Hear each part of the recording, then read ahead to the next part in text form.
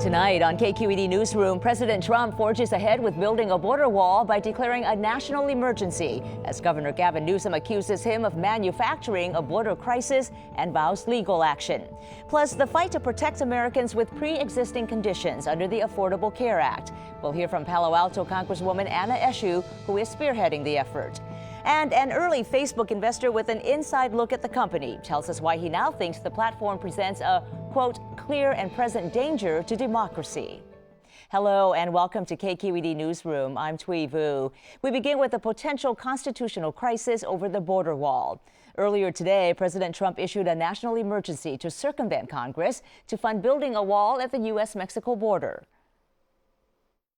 So we're going to be signing today and registering national emergency. And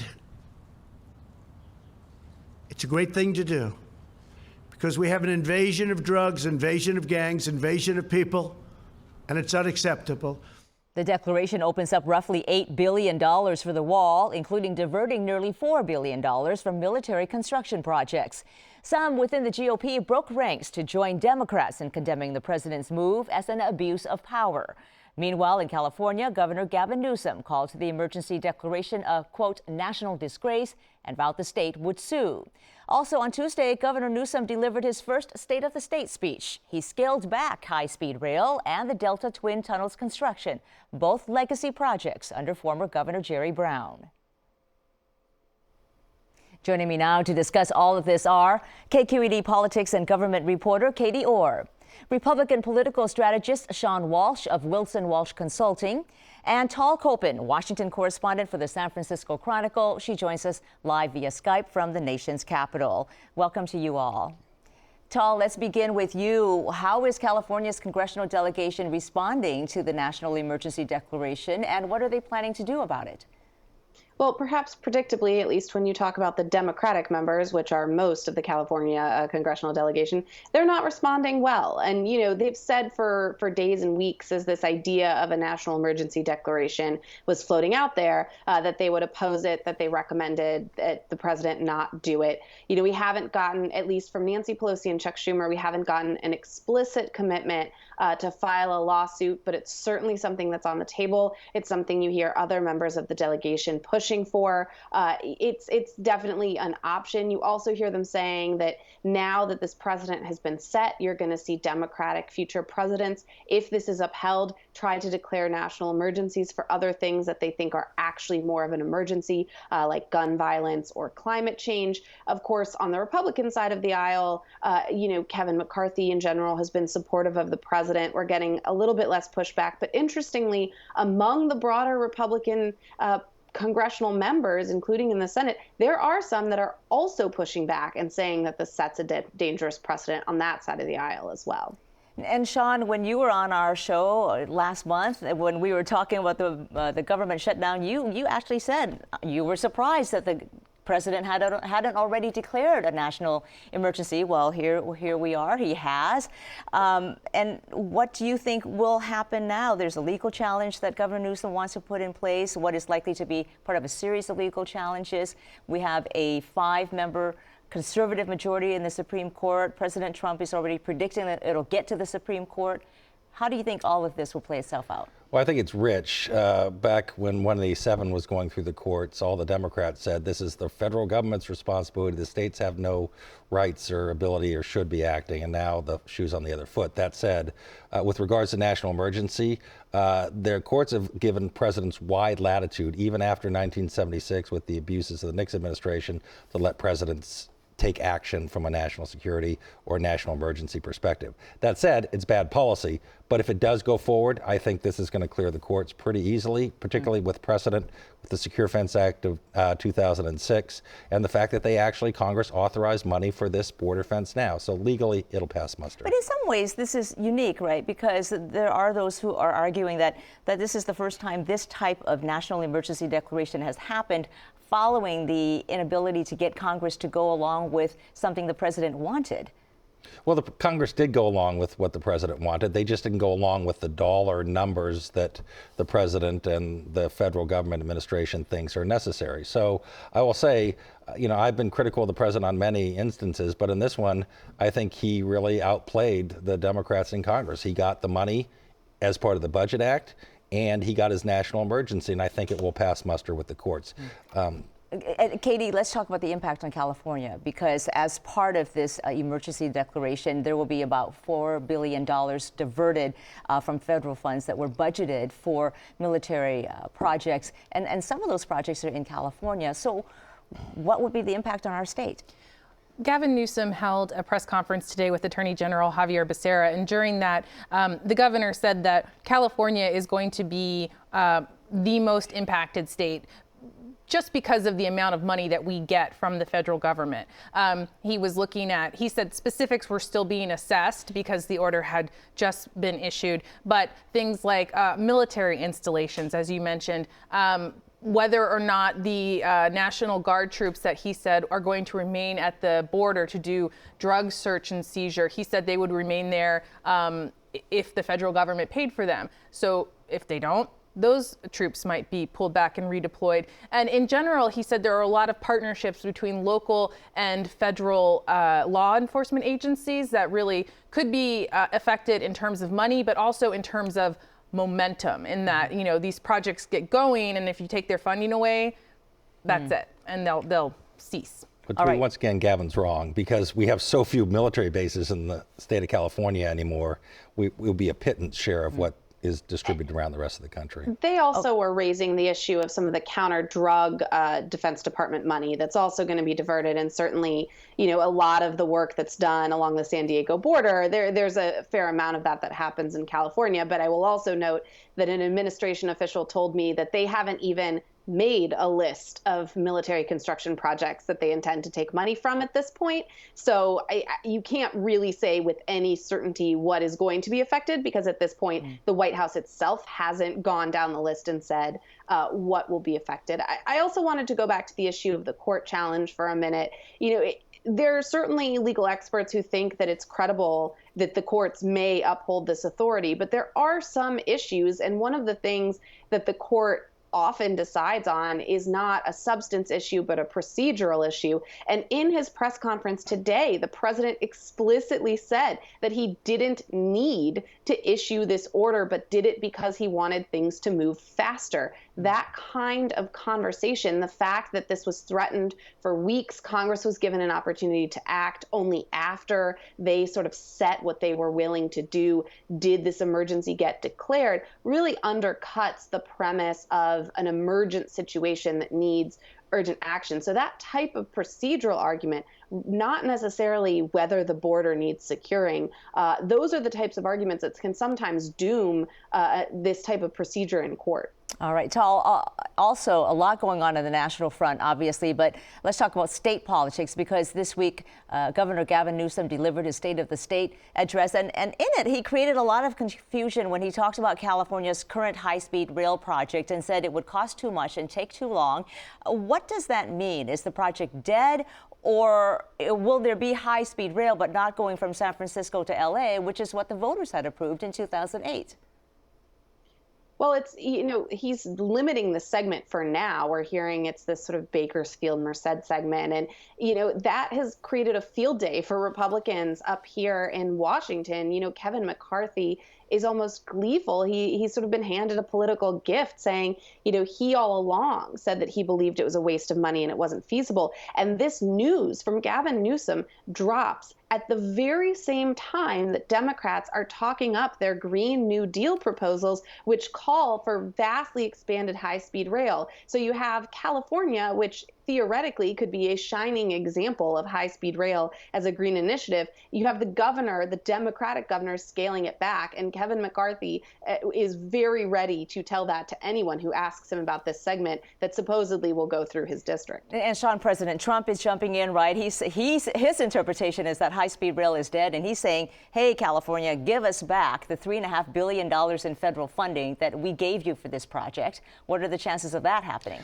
Probably slim, actually. I think the state's going to take all the money they can from that and try and has actually deployed it. But that said, I mean, when the new green initiative goes forward, we know that the flights from Bakersfield to Merced will be the first ones that'll be canceled for that high-speed rail project. I mean, it's just silly. I mean, I will tell you, so when I was director of the Office of Planning and Research, we actually studied high-speed rail and what the viability was for that, both in California and across the country, and even Europe scaling back on that issue. So, you know, I mean, he needed to get out of it, but unfortunately, he handled it very poorly. Yeah. He confused the press, he confused the public about what it is, and what he said originally he wanted to do actually isn't legal, as you noted, with regards to the initiative. So now he's kind of feeling around and trying to, it's all very nebulous. Yes. Yeah. Yeah, and Katie, the governor, also said in his speech that President Trump's depiction of America is, quote, at odds with California values. What kind of proposals is Newsom offering to counter what is coming out of the Trump administration? Well, I think Gavin Newsom, he talks a lot about a California for all and the California dream.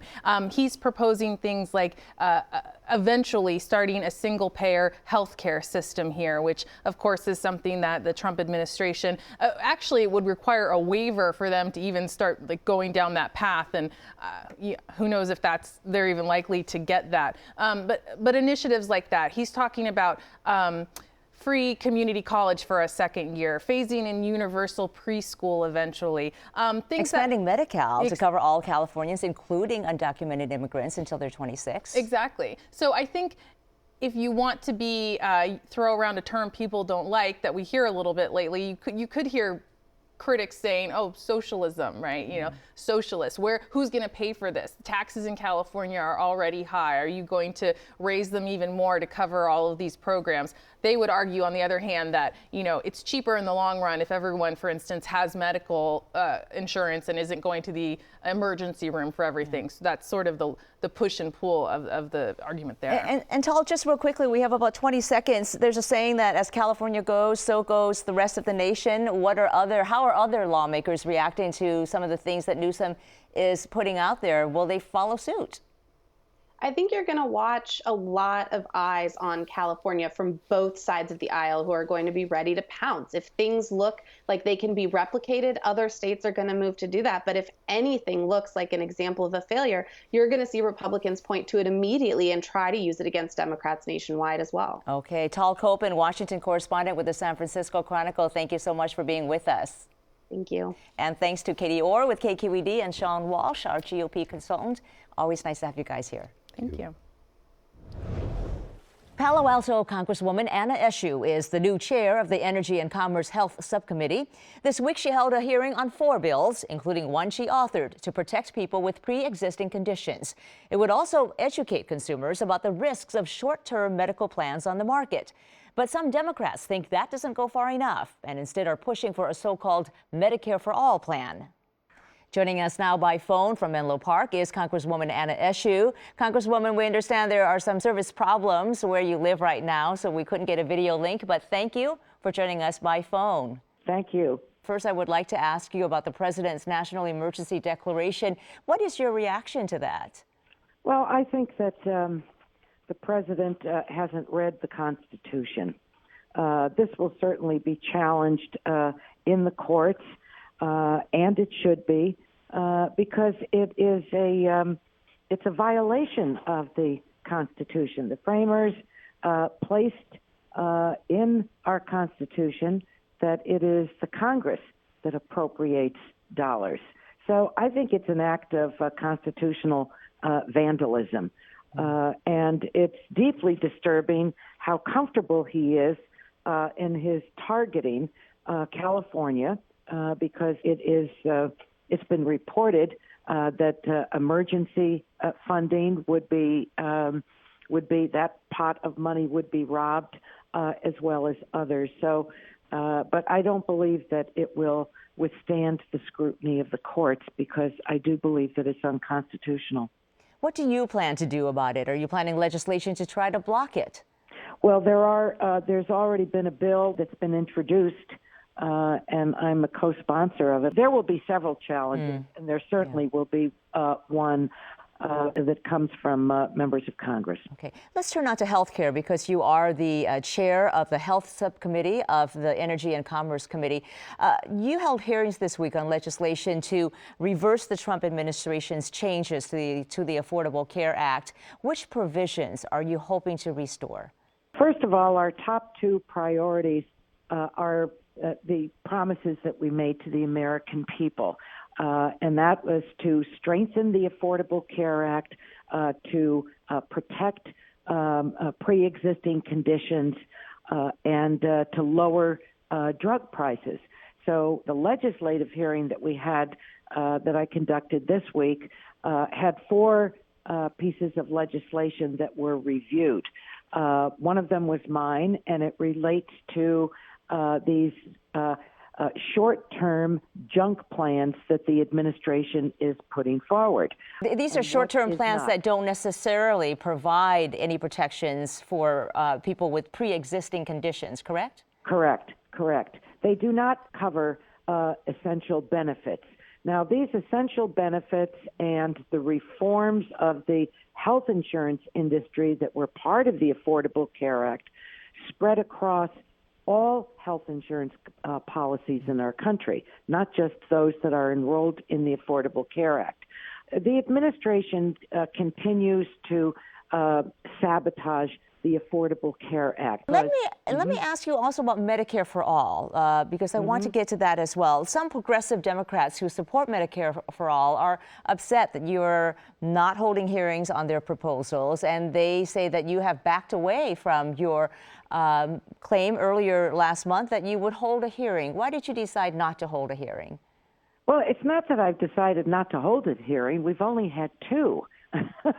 And we've only had one legislative hearing. Do you support Medicare for All in concepts, though? I know there are different variations of bills out there, but do you support the concept of Medicare for All? I've always been for universal coverage. Always. Going back to my days on serving on the San Mateo County Board of Supervisors. So this issue is not a new one to me. And my goal has always been that we have universal coverage. It's how are we going to get there? Okay. The number one examination is to shore up and protect the Affordable Care Act, because that's what we have in place. Fair enough. Also, last month, Gavin Newsom signed an executive order to lower prescription drug costs by requiring that the state buy medications for people who are on government-run programs like Medi-Cal. Would you support Democratic proposals to target drug pricing at the federal level by, for example, allowing Medicare to negotiate prices? Well, that's one of the chief proposals of the Democrats. It would be Medicare Part D, because that's where most of the prescription drug dollars are spent.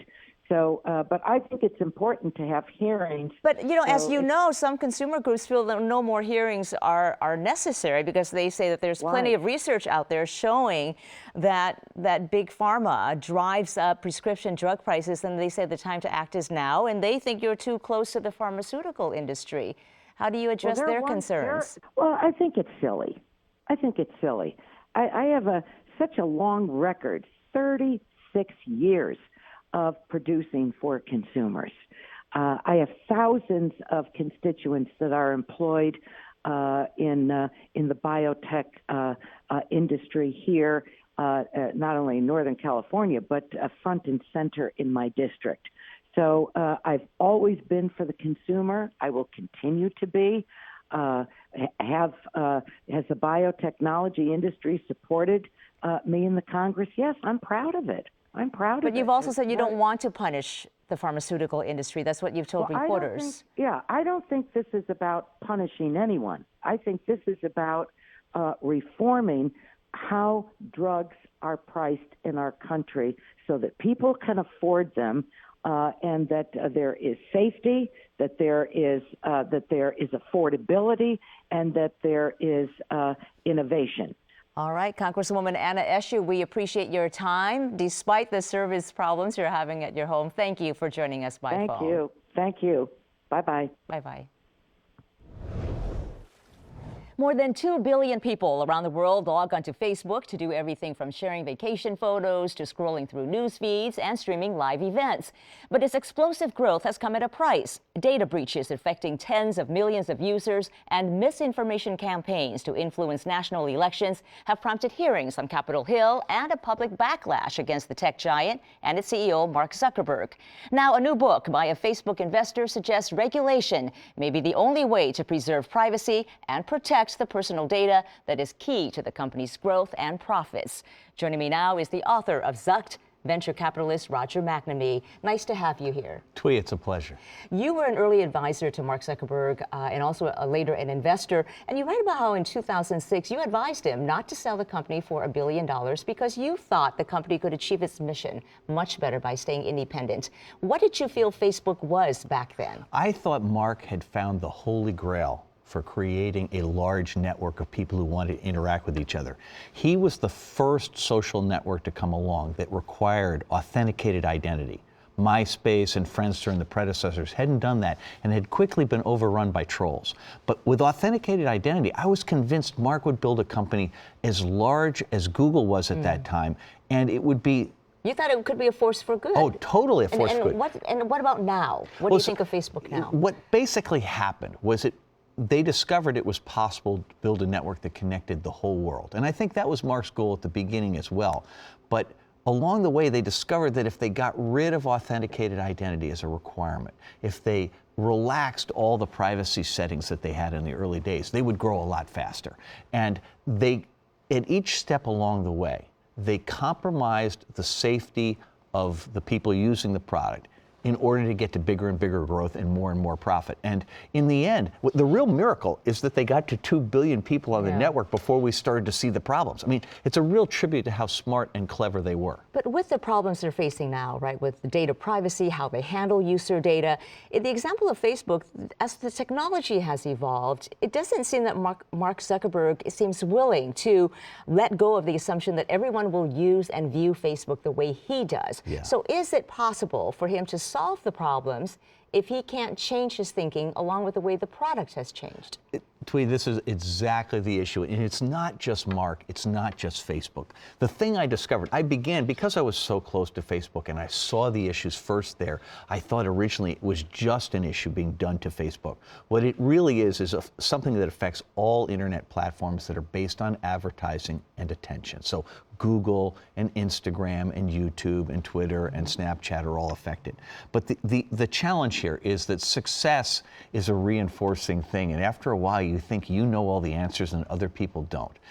The mistakes that were made here, in my opinion, are forgivable. What I'm having trouble with is the resistance to change in the face of incontrovertible evidence. We know for certain that there are issues with public health, there are issues with democracy, there are issues with privacy, and there are issues with competition and innovation. And pretending otherwise is harmful not just to Facebook and to Google and Instagram and the rest. It's harmful to society and it's harmful to everybody. So if these companies continue to be resistant, as you say, what is the solution here? Do you think they should be regulated? And if so, what should that regulation look like? So, Twee, I think there's several areas we need to think about. One of the questions we need to ask right off the top is there are business practices that take place in our society that we have accepted without thought. One is that companies that collect our data are allowed to sell it to anybody they want or trade it to others, as Facebook would do. For example, why is it reasonable for people to collect our credit card transaction data and sell it to somebody else? I think we need to have a debate on that. Same thing for geolocation data from cell phones. Why is that legitimate? Why should it ever be legitimate to gather data on minors, people under 18? This is a debate we need to have. We also need to have antitrust regulation to create space for an alternative vision to come to market. These guys, they're behaving like monopolists and they're blocking all competitors from coming in. So you support regulation? I do. And what I really want to see, though, Twee, is I want to see regulations that are not as complex as the European Global Data Protection Regulation, but rather going after the specific problem, such as the selling and sharing of data that is so private that it shouldn't happen. Right now, all of these guys hide behind this notion of consent. But it's like Me Too consent. It's people in power against people without power. So it's not what I would characterize as a fair trade. Well, you were an investor early on, as I mentioned earlier, and you've made millions as an investor in Facebook. How much responsibility do you bear for some of what has happened, and what should have been your role in demanding more social responsibility from the company? So, Twee, that is a completely legitimate question. I continue to own my shares of Facebook stock. I've sold some along the way, but I still own it. I was involved there from 2006 to 2009. The business model that created the problems didn't actually begin until many years after I left. And I'm really angry at myself that it took me all the way to 2016 to see the problems. And so it is from that self-criticism that I have taken up this mantle. I'm no longer an investor. I'm a full-time activist trying to essentially take my biography, my experience, and the platform I have to try to both raise awareness and help direct us to a good solution. Yeah. But I, you know, for some people I'm not the right messenger, but hopefully I will help to get this issue in front of people and help them understand it, which is what I did with my book, Zucked. And this is an industry-wide problem, Absolutely. as you've pointed out, but really a lot of people, a lot of the criticism has been leveled at Mark Zuckerberg because of the sheer power and reach of Facebook, right? But what about the role of Sheryl Sandberg? Because you were also instrumental in her hiring at Facebook. She had been offered a top executive position at the Washington Post. You said, no, why don't you consider Facebook instead? She took the Facebook position. And you say that really when it comes to the company's operations, Mark leaves the business side to her. How much responsibility does she bear for what has happened? To be clear, they're the leaders of the company, so they bear a lot of responsibility. But the thing I want to make clear is that the managements of all of these companies began with an idealistic vision, right? In Google's case, to collect all the world's information. In the case of Facebook, to connect everybody. And that was not the problem. The issue was the business model creates all kinds of side effects that currently these companies don't pay the cost for. So it's a little bit like a digital chemical spill, right? And right now they're getting away without paying that cost, which they have to. I don't think changing management, whether you get rid of Mark and Sheryl at Facebook, whether you get rid of Larry and Sergey at Google, I do not think that's the answer. I think the answer is you have to change the business model, and it would be better if the existing founders did that because they're the ones with the moral authority to make those changes. All right. Much more to come on this, I'm sure, Twee, in the what new a pleasure. Congress. Thank you for having me. A pleasure to talk to you. Roger McNamee, author of Zucked. Thanks for being here. My pleasure. And that will do it for us. As always, you can find more of our coverage at kqed.org/newsroom. I'm Twee Vu. Thank you for joining us.